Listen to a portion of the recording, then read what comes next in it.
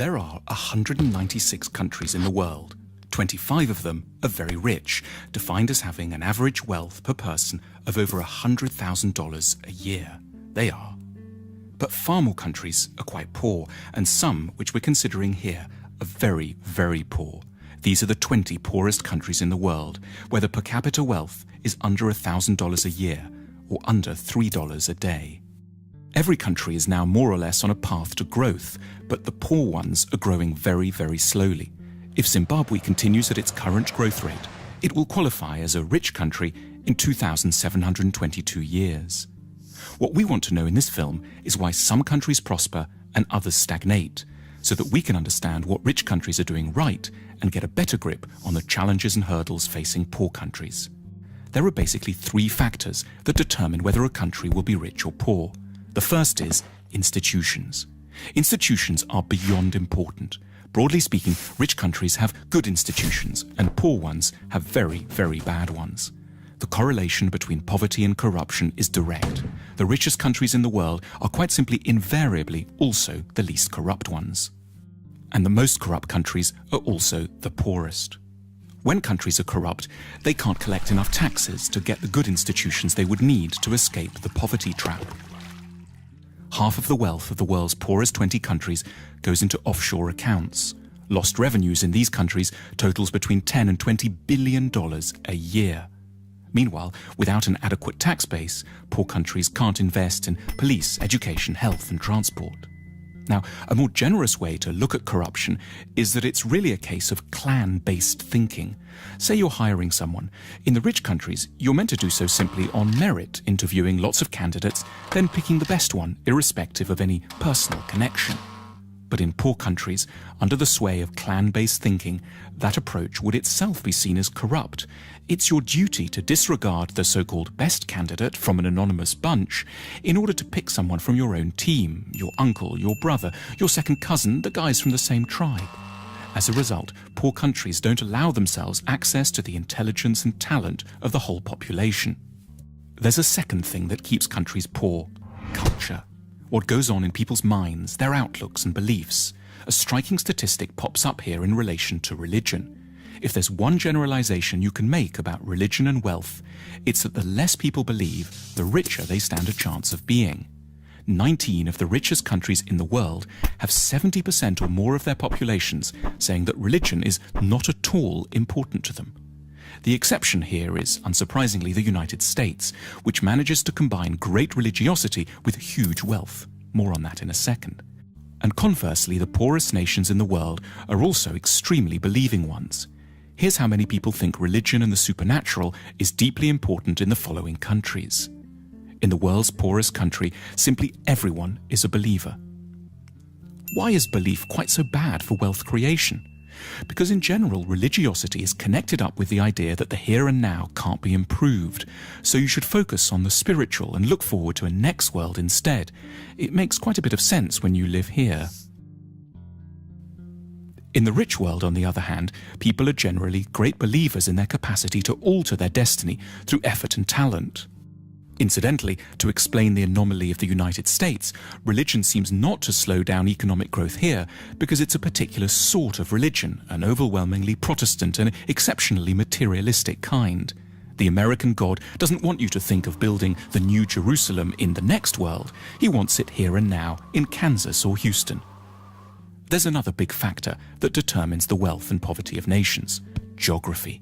Poor countries are overwhelmingly located in the tropical regions. This isn't a coincidence. Life is, in many ways, simply far, far tougher there. The problems begin with agriculture. Tropical plants are generally a lot less packed with carbohydrates. Poor countries have worse soil too. Also, and perhaps surprisingly, a tropical climate can be disadvantageous to photosynthesis. Historically, a key determinant in the likelihood of societies growing rich was their possession of large domesticated animals, such as horses and oxen, which liberated a huge part of the workforce from having to plough by hand.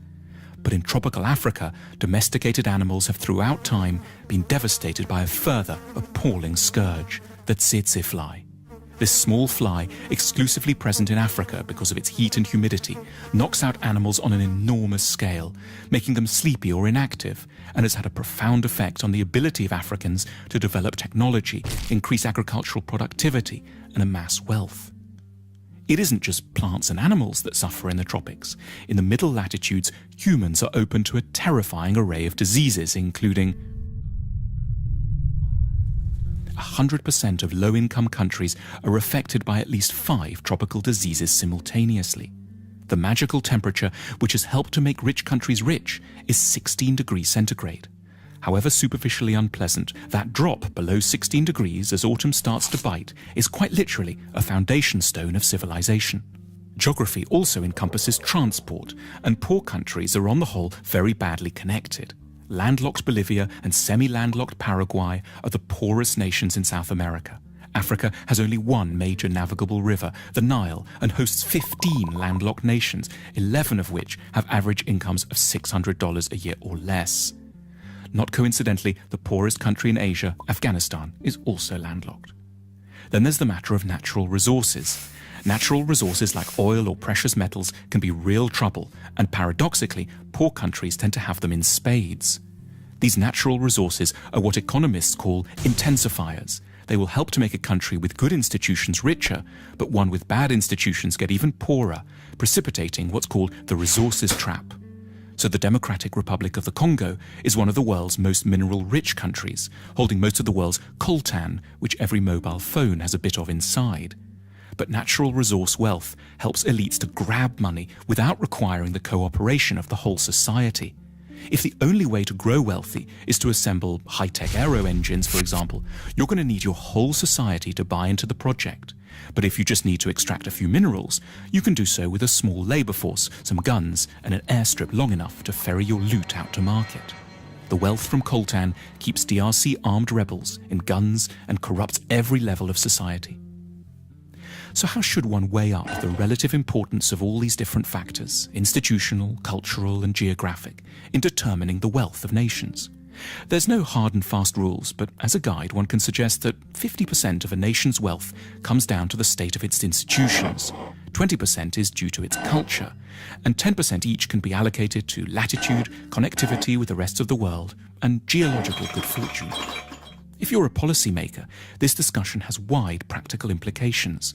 But at a more personal level, one might take away 2 things from it. Firstly, modesty. You should have a better idea of what you owe your individual success to, which is not so much your own hard work or fine mind, as the broader society you live in, which was produced over centuries and which you now draw benefit from unknowingly. At the same time, sympathy, an ability not to see failing societies just as basket cases, but rather as countries facing comprehensible and hugely difficult problems.